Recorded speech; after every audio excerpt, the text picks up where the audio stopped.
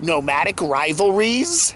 Do we have certain nomadic channels that see other channels as competition? You know, that's the American way. You know, everybody that does anything, there's always somebody that comes along and creates a rival business or a rival channel or a rival newspaper or a rival whatever. You know, you start a channel and you say, hey, I found a really cool topic, or I'm going to be a nomad and I'm going to go out there and I'm going to go to all these places and I'm going to do cooking videos and I'm going to talk about how to live on the road. And then somebody else is going to pop up and do the same thing, or maybe a little better, or maybe they have a cuter dog or whatever.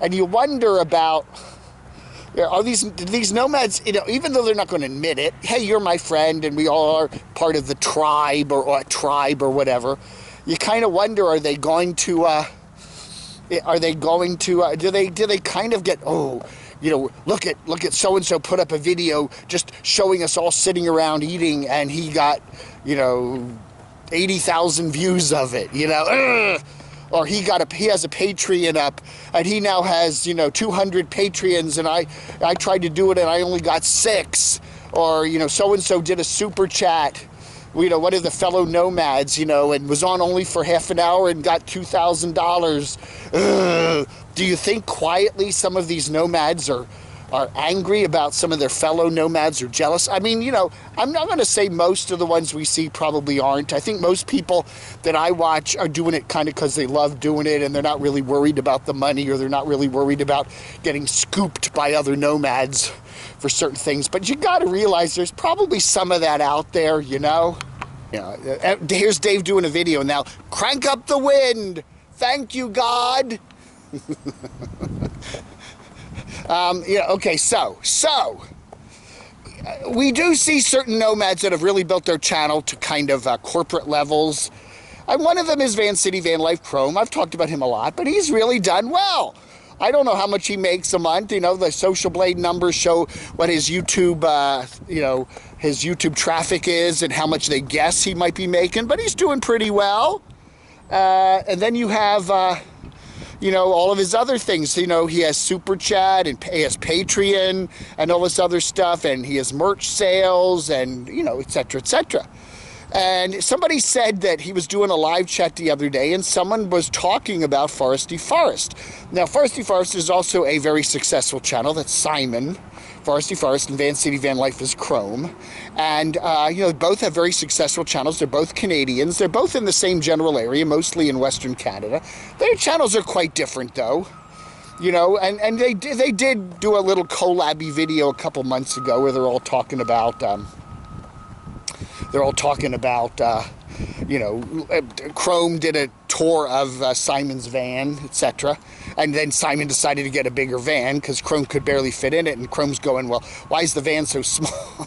So anyway, so yeah, you know, they are different channels, and I don't think they step on each other's toes when it comes to content, because Van City Van Life is more of a kind of a how-to channel, whereas Foresty Forest is just kind of, I'm just doing what I want to do. I'm climbing mountains. We don't see Chrome climbing mountains. We don't see Chrome doing much cooking, you know. So they are quite different channels, but you do wonder if there's some sort of rivalry there, being fellow Canadians in the same general part of Canada, and they're both doing successful channels. And somebody said that they were posting some comments about Foresty Forest on one of Chrome's live chats, and those comments disappeared. And they were wondering, is there some sort of rivalry, or they don't like, say you're a certain nomad, you don't want other people talking about, you don't want your commenters to talk about other channels. Maybe there's just a blanket policy that you talk about my channel, we don't talk about other channels here. I don't know. Is that a sign of jealousy? You know, I don't know. You know, are moderators instructed not to allow comments for other channels in there? Yeah, I don't know. That could just be a blanket policy where you don't put, you know, we don't talk about other channels here, period. You know, no jealousy involved. But it does give you kind of a look like, is there quietly a jealousy there? I like, you know, I have multiple cameras with me. You know, I have this camera here. I have this camera here. Of course, I have this camera up here.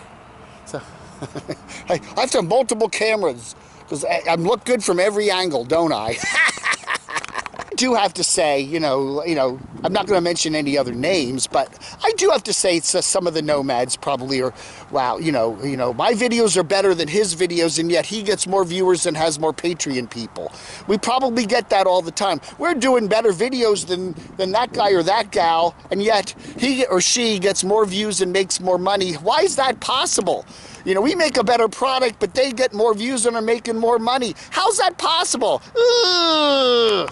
Ooh. You can see, isn't it pretty now? We're getting spring. Look at all the greenery that's coming up now. Oh yeah, and this is only March the 11th, but it's so nice to be down here in the south.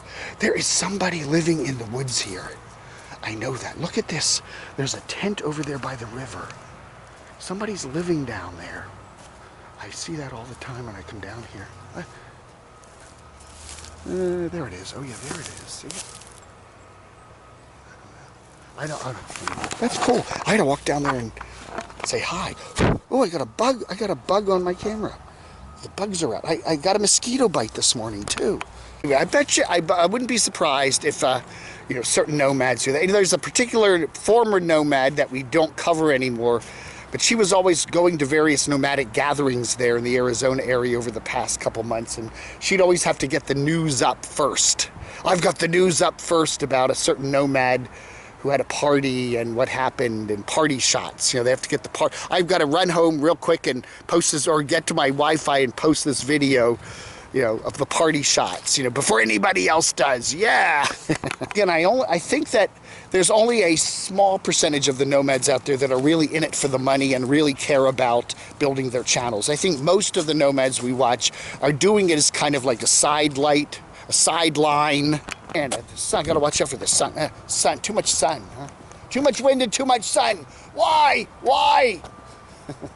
Why? I'm sounding like Living Free Mike now. Why? Why? Why? Anyway, so nomadic rivalries.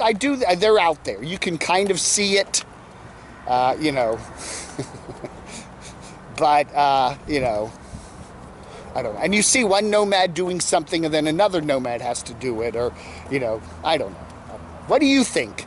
Do you think there are any particular nomads that seem to be in like competition with each other? A friendly competition? Oh, I love your channel. It's so wonderful. Isn't it sweet? And then you close the door and talk to your husband or something and go, oh, why do they have 70,000 subs and we only have 20,000 subs and our videos are so much better? You know, quietly. Is that the Doxinator?